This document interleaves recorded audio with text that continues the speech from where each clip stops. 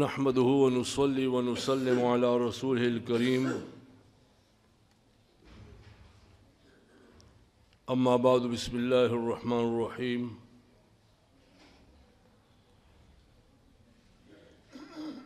یو ملګري سوالات لیکلي دي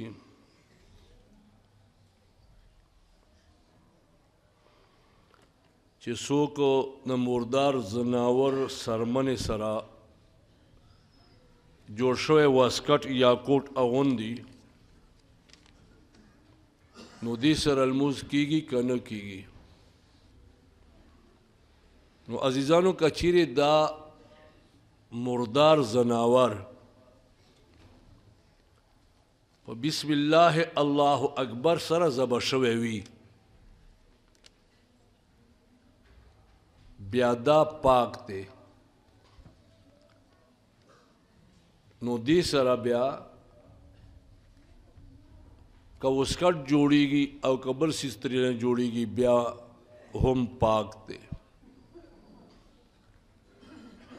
یا یو زناور درنه مردار شو نو هغه سرمن دی بیا په اوبو کې پخه کړه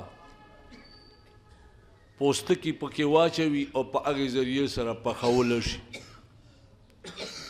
نو که پخه شي بیا هم پاکیږي. نو که چیرې سرمن پاکه کړی شوی وي بیا هغه سرمن نه که کوټ جوړ شي یا واسکټ جوړ شي د هغې اغوستل روا دي. البته د خنزیر سرمنې نه که جوړي بیا نه دی روا. بل یو سوال یې لیکلی چې یو سړی په سر باندې ویږ اغوندي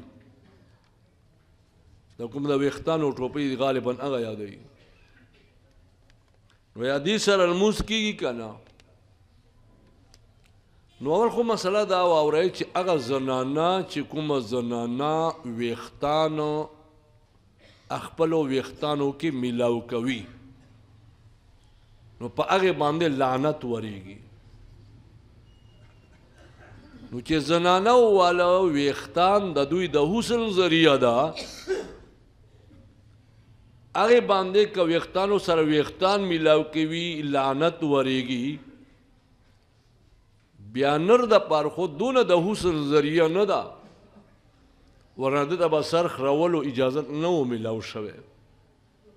خو چې د سر خرولو اجازت ورته میلاو دی دې نه معلومه دا شوه چې زلفې نر د پاره هغسې حسن نه دی لکه څنګه زنانه د پاره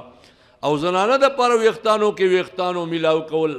حرام دی او لعنت به ویلې شوی دی نو نر د پاره هم نه دی روا. خو پاتې شوه دا خبره چې آیا که وایې غوستلو نو لمونځ یې پکېږي که نه. که چیرې سر باندې مسح کړی وي او سر نه پس یې بیا دا ویږ په سر باندې ایښی وي نو چونکې پاک ویښتان کوو نو پاک سیز په سر باندې پروت وي نو دې سره لمانځه کې څه نقصان نه راځي لمونځ یې کېږي.